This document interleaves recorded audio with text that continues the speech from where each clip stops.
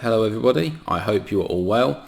So unfortunately in the last few days the actor Sidney Poitier has sadly died at the age of 94. So I thought I would take an opportunity to make a video just in tribute to him because I've seen quite a few of his films and I've always thought he was a fantastic actor, and a lot of the films I like, they tend to be, well, sort of from back in the day, tend to be quite old films, and he was one of those actors who was, still around from back in the day and has now obviously sadly passed away. And yes, I really thought it would be nice just to have a look back at some of the highlights of his career.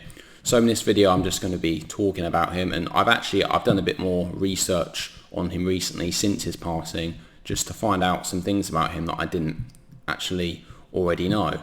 So Sidney Poitier was actually born in 1927 and his family was from the Bahamas, but Poitier himself was actually born in Miami when his family was visiting America for the weekend. So that was actually quite interesting, and this actually made Poitier an American citizen automatically because he was born in the United States.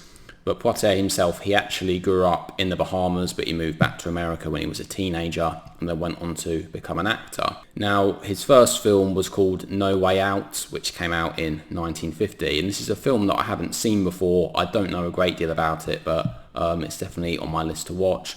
I know he plays a doctor in it, and it's supposed to be a very good early role for him, certainly a sign of what is to come. His first big role was in a film called Blackboard Jungle, which came out in 1955, and this is a film that I have seen, and it's a very good movie actually.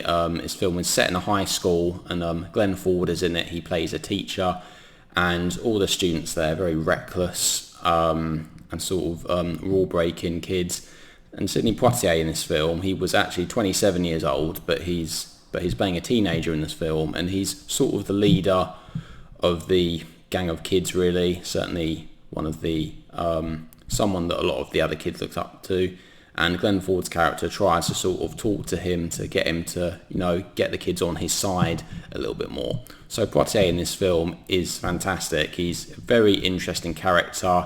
He's a very calm, laid back character. He certainly plays the performance very coolly, but at the same time he's a character who is, he's not a consistent sort of rule breaker, and he does want to do the right thing, and we certainly see his character change throughout the film. And I think from a performance perspective, it's easy when you watch this film to see what a big star he would become.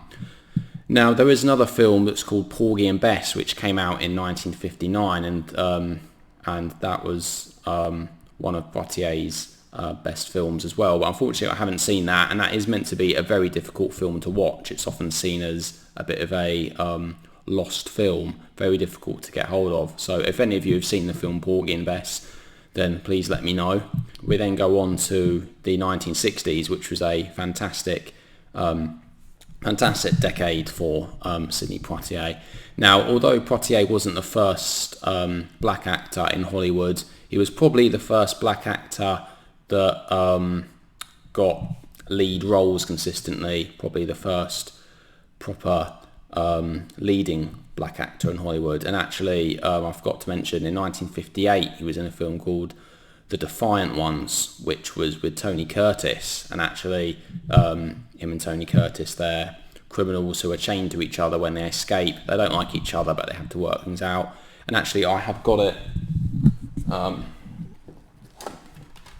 right, here it is. Sorry, I should have had this ready, but there it is, The Defiant Ones. Very good watch actually, probably a bit dated in some ways, but still it's just excellent because you can see Poitier and Curtis on the front. And then we come to A Raisin in the Sun, which is, well, here you go, I've got A Raisin in the Sun.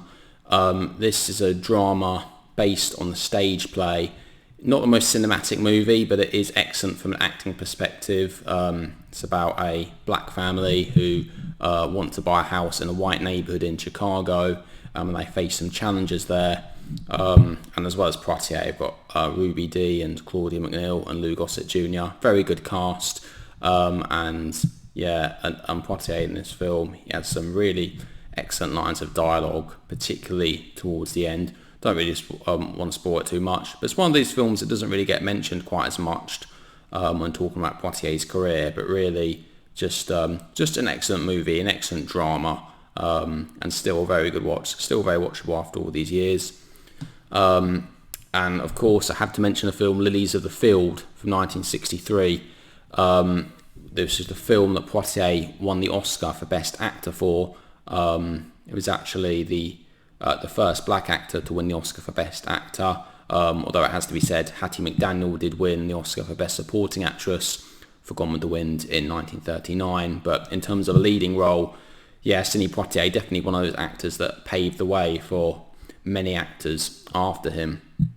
But I have to talk about the year 1967 because 1967, a really big year for Sidney Poitier's career. He was in 3 big films, To Sir With Love, In the Heat of the Night, and Guess Who's Coming to Dinner. Poitier being brilliant in all 3 of these. I have to admit, I haven't seen To Sir With Love. It is one of those films that I've been wanting to see for a while, but never got around to watching. But I have seen the other 2. So, In the Heat of the Night, many people actually think of this as being Poitier's best film. I'm not sure I quite agree with that, though it is a very good film, very bit of a detective drama as well. Poitier's character, he plays a character called Virgil Tibbs. He's a policeman, comes down south to the Mississippi, and he comes to realise that it's a very different environment to where he lives up north, and he has to work with this white policeman who's played by Rod Steiger, and the 2 of them really don't get along, but they have to work together on this case, and it's just really interesting seeing these 2 guys that don't like each other having to work together and actually being a very successful team. And yeah, now Poitier in this film, as usual with his performances, very calm, very collected, but at the same time having a great amount of passion and emotion into his performances. And next I have to talk about Guess Who's Coming to Dinner, which is a wonderful movie really. So as well as Poitier, you also got Spencer Tracy and Katharine Hepburn in that movie, and very much a film of its time. It did come out at a time when mixed race marriage was only just being legalised in some states in America, and that's exactly what the film deals with, because Poitier wants to marry a white girl, and then he goes and meets the parents, who are played by Katharine Hepburn and Spencer Tracy. And yeah, in this film, Sidney Poitier, some brilliant moments. There's one particular really great scene with his dad, where he is talking about the situation with him wanting to marry a white girl because his dad doesn't like the idea and is firmly against it.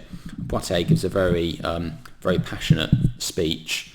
I think that's probably the best scene in a film. But really, the film as a whole, although it deals with the subject matter, it's quite a funny movie in parts as well. It has some rather bizarre scenes, I suppose, to be honest, but it's just a nice film to watch with a nice message. Now, as well as being an actor, he was also a director as well. He directed a film called Stir Crazy, which had Richard Pryor and Gene Wilder in, which I haven't seen, but it's a very funny film.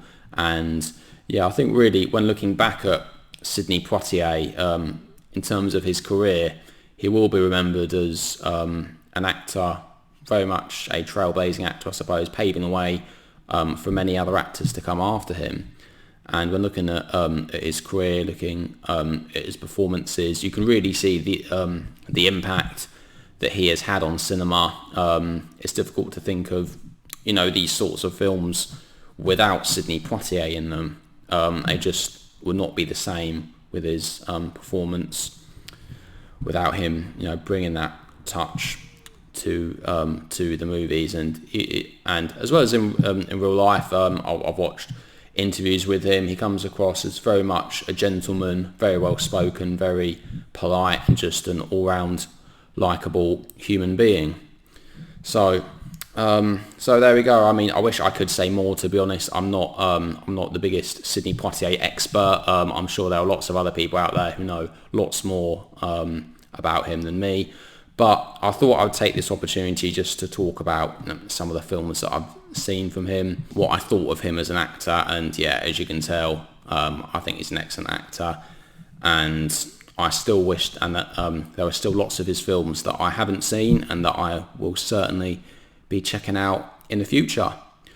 So there we go, everyone. So thank you very much for watching, And I suppose all I have to say is rest in peace, Sidney Poitier.